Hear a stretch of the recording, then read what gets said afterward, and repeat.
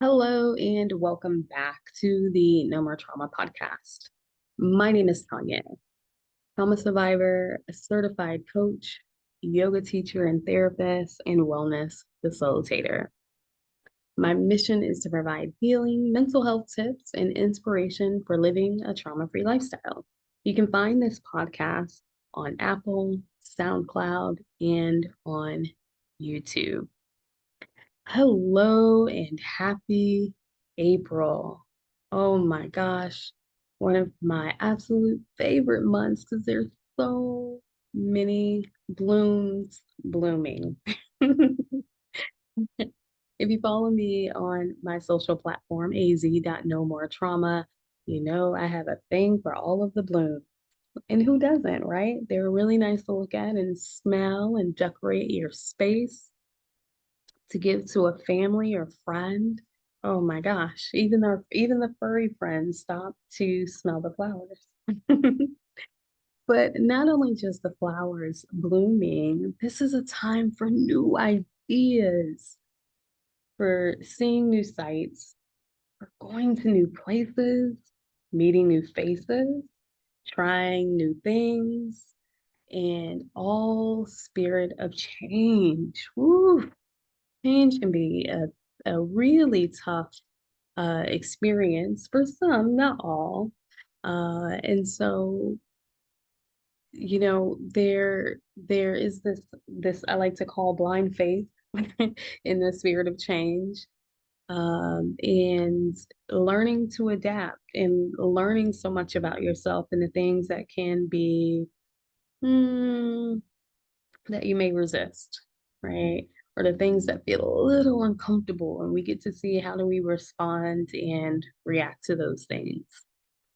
So, speaking of change, I wanted to talk about, I figured this would be a good topic for this month. So, we're working our way into the topic of addiction or behavioral change, right? And so we're looking at the trans theoretical model, right? So it's a tool that's used in some of like 12-step programs or um, in specific therapy sessions. And I wanted to look at this and kind of just introduce it to anyone who may not be familiar with it.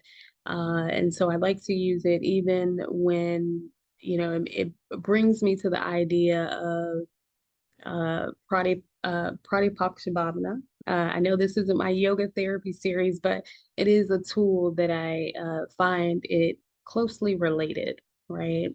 So looking at that idea of change and polarities.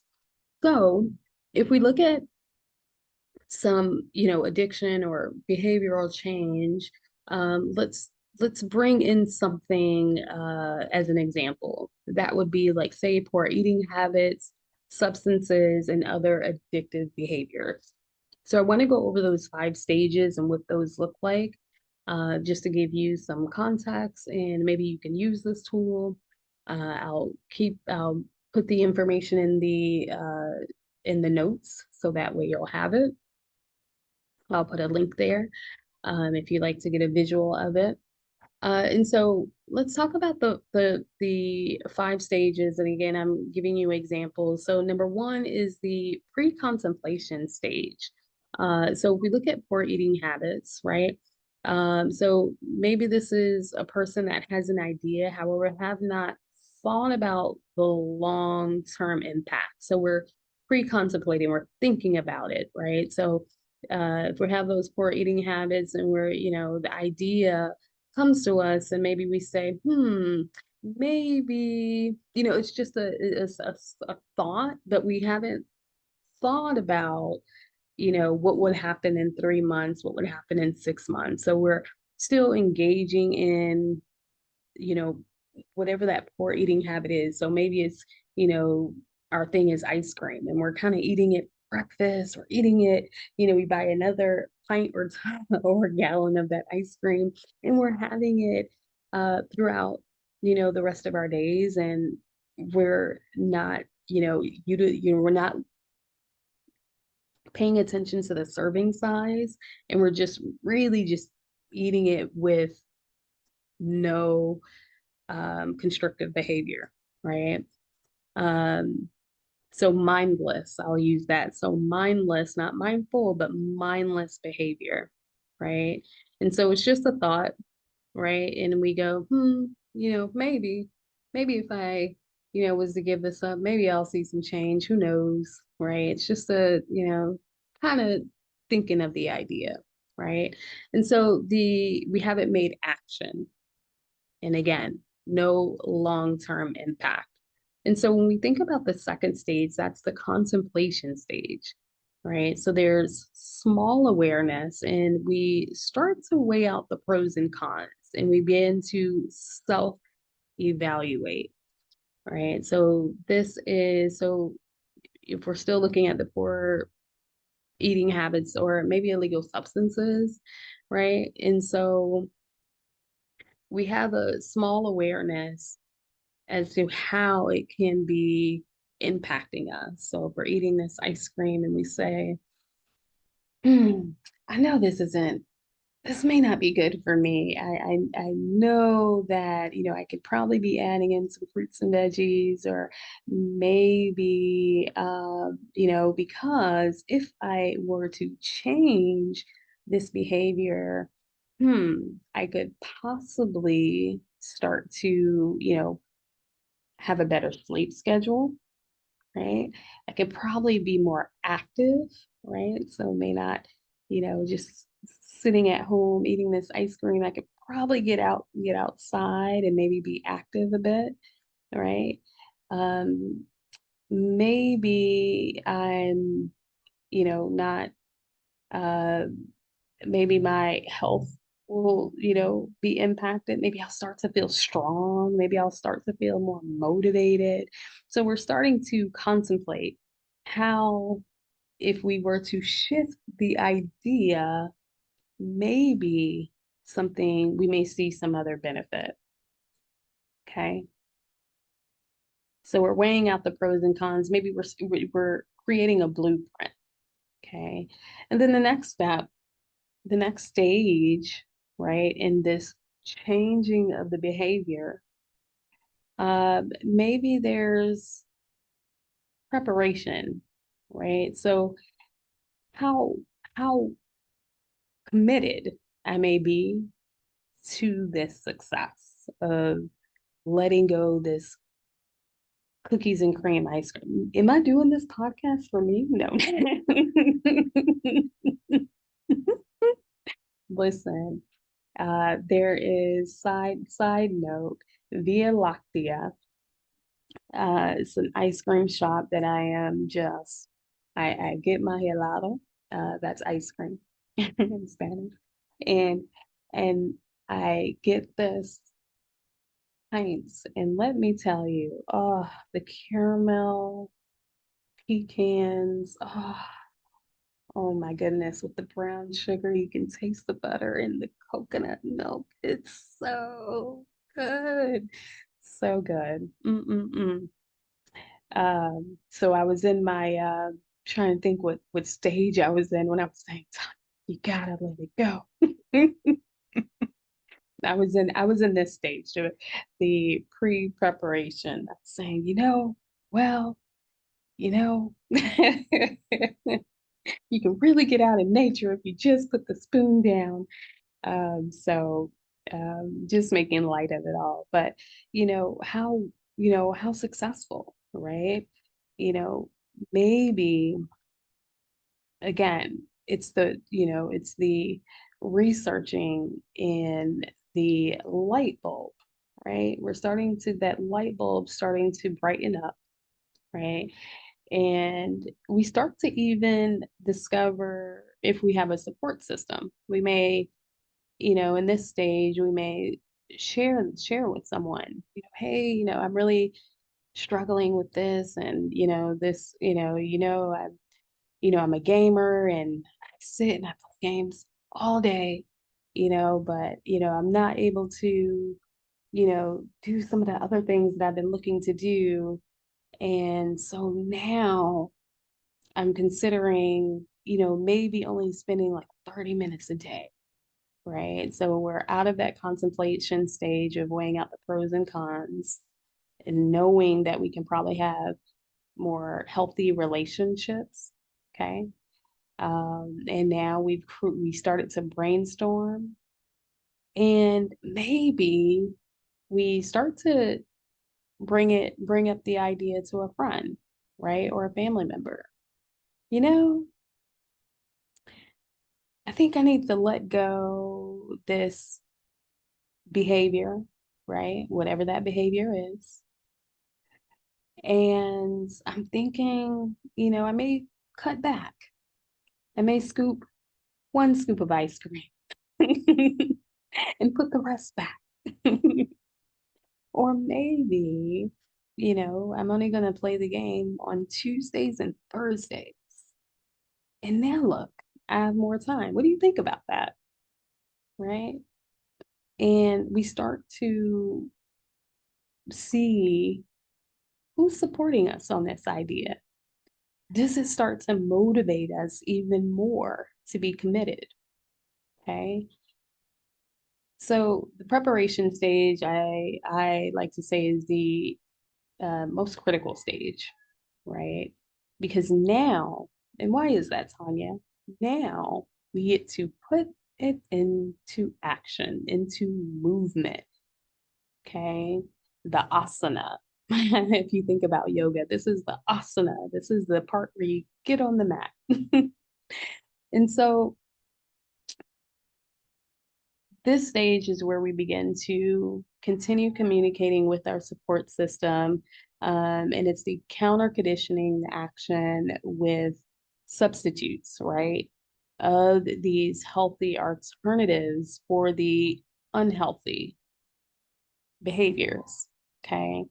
So this is where we start to see that change and increase the, when we see the change, we start to also increase the reward for the positive behavior, right? So if I'm saying, wow, if I, went to my favorite Via Lactea, right? And picked up my praline ice cream. Oh, so good. And I decided to pick up some little small bowls, right? These little cute little small bowls. And I took one scoop and placed it in that bowl instead of eating from the container, and placed the container in the freezer. And then I'm saying, hey, I got my ice cream, right? I had an opportunity to enjoy it, right? I've had more opportunity to spend outside, right? Or, whatever that other thing that I can substitute, maybe more time on the mat, right? Maybe more time doing other research, right? Um, and so I start to see how my schedule change, right? Or maybe I start to see um, a difference in, you know, uh, the way a certain, pair of jeans fit, whatever that looks like, right? Um, and so, or even going back to the video game, right? We start to pick up a new hobby on those Tuesdays and Thursdays, or Monday, Wednesday, and Friday, right? Whatever time that we decided to replace, we meet new people, okay? We gain new friends, right? And then we start to notice, wow, this change is working, right? I'm starting to notice something different. And so that is when the next step is even more critical, right? Because the action is ongoing, right? So maybe on the mat, that flow is continuous. And we're starting to see the results of our practice, maybe more relaxed, maybe less reactive, right? The ability to regulate our emotions. And then the next step is the maintaining of it all, right? So it's reinforcing the ongoing action and the stimuli that reminds us of this changed behavior. Okay. And so we would want to keep this maintained, right? Because before it reaches a lifestyle change, you would want to have created this new changed behavior or action for at least a minimum of 6 months or more. Then it is considered a new changed behavior, right? So what is that reinforcement, right? It's now being able to add in other bright foods, right? And vegetables, right? You know, a complete change of the diet and being more receptive to that changed behavior of only that one scoop and being satisfied. Maybe, you know, it's the being satisfied, you know, with the game, you know, that time that we spend playing the video game and continuing to substitute, um, you know, those other positive reinforcements and creating, you know, a support system that also remind us of this changed behavior. Ooh, so, so good. So making those changes and creating a lifestyle. So good. So I have a special treat for this particular podcast. Um, there is a book that I reach for. Uh, it's called Flower Therapy. And since it is spring, I figure I can read us a little message from the book as a little inspiration. So, all right. So our flower are the sword lilies. Oh, what a great flower for spring. This book is amazing. Okay. Sword lily. So the energetic properties of this flower is raising your energy, increasing happiness, releasing depression, and removing grief and healing any sort of heartache. So the healing disc, or actually, I'll just read the message. It says, I'll lift your spirits in the blink of an eye. Please don't listen to the thoughts that tell you enormous amount of work are ahead. Those voices are the lower vibrations of the ego. I'll help you release them so you can realize the true joy within you right now. You'll feel happy and well again soon.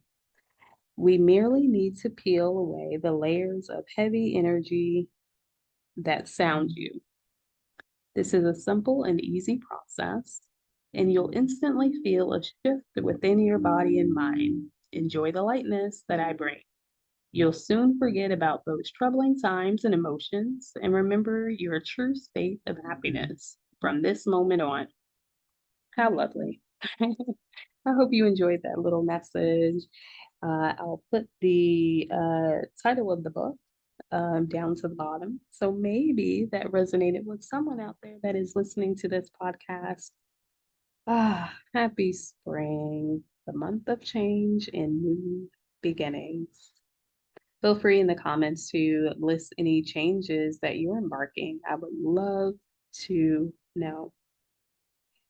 Thank you for joining me here on the podcast. Remember to live abundantly, love your authenticity, and radiate organic happiness. But most importantly, live a life of no more trauma. I look forward to seeing you back. And I'm so happy that you've subscribed if you have. Feel free to leave a comment. See you soon. Bye.